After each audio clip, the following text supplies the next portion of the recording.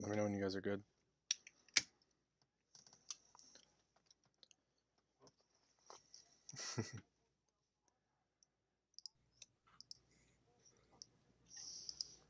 Folks, welcome into the Crossing Swords pregame show. I'm your host, Ty B, and I will be joined by Dwayne and Joe Conzi Jr. tonight. We have a huge game here as the Buffalo Sabres have started the season with two straight losses to the Washington Capitals, looking to figure things out tonight in the city of brotherly love as they take on the Philadelphia Flyers. The big news that we'll start with, Dwayne, no Linus Olmark, out with Uh, personal reasons. Where's that have your confidence level right now? well, I mean, judging from the way coaches are going to be handling this situation, he was going to start one of these games anyway. But I think with the rules, with have to take it like a leave of absence or even to be scratched for personal reasons on the road, I don't think he's eligible to start the next game. Mm-hmm. So no matter what's going on there, I hope everything's okay. So we might be looking at Jonas Johansson possibly starting tomorrow night, unless they have cut and take both games, which would go against the coach's way of thinking. With that being said, um, I think you have an opportunity here. Having two games under your belt, having two games to really try and develop some chemistry here, and it looks like Sam is playing to really try and put this offense on full display, this new schemed offense of Ralph Kruger's this top six lineup. I'm still not thrilled with the lineup. I'm still not thrilled with Skinner's place in the lineup, but I am thrilled to see Dylan Cousins in the second line. Yep, absolutely. Kanzi, with a little bit more good news here, the Sabres are wearing these new white jerseys. We already got some comments here. The fans are loving them. What is your first reaction to seeing those back out on the ice? Because that royal blue and the gold just pop with the white jerseys. Yeah, I think I mentioned something to you guys. I think in our text chat here about just royal blue in general is just a much better color for this organization. You look at the pictures inside the arena, things look a little brighter. After the high expectations this season, things looked a little bit brighter. Then they're in an 0-2 hole, Yep. but they look great. That's good. But what comes with these uniforms are a lot of good things. There's a lot of negative things being spewed around about the Sabres. I know if the pressure's mounted, it's come to a head. Everybody's, pressing and trying to figure out what's going to happen with this team. But let's not forget, guys, Taylor Hall can become the fifth player in the last 30 years to record a point in each of his first three games as a member of our Buffalo Sabres. And he could do that tonight in that sexy sweater. So hashtag sexy sweaters tonight is the hashtag we're rolling with. Dwayne, do you agree with that? Because I do. Sexy sweaters. We're making a shirt too, I think.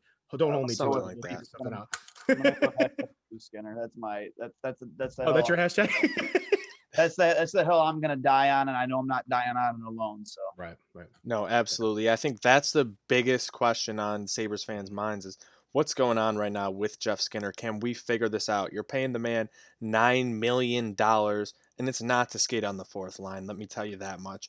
You need to figure something out here, whether it's, moving things around, moving him back up to the top lines or, jostling other guys down to get more, I don't know, skill throughout each line. Maybe some be a GM NHL stuff where you get, a two-way forward, a playmaker, and a sniper together. It's not that hard. Like, I think Rev Well, Kruger should be able to figure this out. The guy's supposed to be a genius. But right now, you got to be worried looking at Jeff Skinner, especially after the way last season went, Dwayne. yeah, it's mind-boggling, Ty. Just you saw how well he was easily the best forward on the ice for Buffalo 2 nights ago, and most of that was done through individual effort. Like the Mm-hmm. guy, took the bull by the horns, made some plays, and created chances. It wasn't Lazar that was helping do that was Jeff Skinner doing it on his own. I don't know what this guy has to do or continuously do to get out of this doghouse that he seems to be in with Ralph Kruger. I'm assuming he's in the doghouse. I'm not sure how else to think of it, but I don't understand the mindset of playing one of the better 5-on-5 goal scorers in the league, only 10 minutes a night. It just doesn't make any sense to Yeah. me. It's confusing. It's frustrating for especially for a team that's already starting 0-2. I need Jeff Yeah, Skinner. I know you had him going 46-0. You probably got him going 44-2 right now, Dwayne. But thanks for everyone joining us here on the Crossing Swords pregame show. We got to talk about this right now, though. 0-2.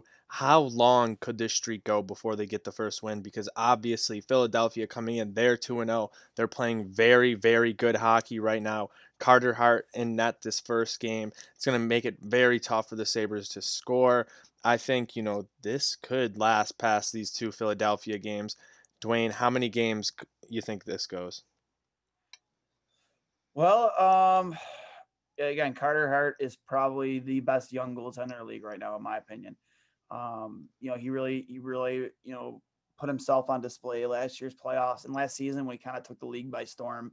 I like him a lot. I think he's one of the more technically sound young goaltenders in the league right now. He's going to be tough to beat. And, if you expect to win tonight, you have to take advantage of your special teams opportunities on the power play. You have to be, shut down on the penalty kill. I will preach that every single pregame show. Win the special teams battles, win puck possession. If you can do those two things, you take a lot of pressure off your goaltending. You really do. If you win, if you capitalize on your power play opportunities, put pucks in the net and just control control puck possession, you're going to do your goalie a huge service. Doesn't matter who's in net. Yep. And especially tonight with Carter Hutton. Again, I'll keep referring back to that episode 2 goalies when Mike, EJ Raddick said it best. Your team builds around your goaltender from a confidence perspective. If they play differently in front of certain goaltenders, when they're more confident in the goalie, they're more willing to take chances offensively. Exactly. And instead of sitting back. And I think we saw that especially in the first game with Carter Hutton. No, you absolutely did, Dwayne. This team plays completely different in front of different goaltenders, which is something that you don't want them to do. You want to knock them out of that habit, but it seems like Ralph can't figure it out. Where are you right now, Konzi? Do you think this team can get a win here in Philadelphia, or is it going to go a I think long time?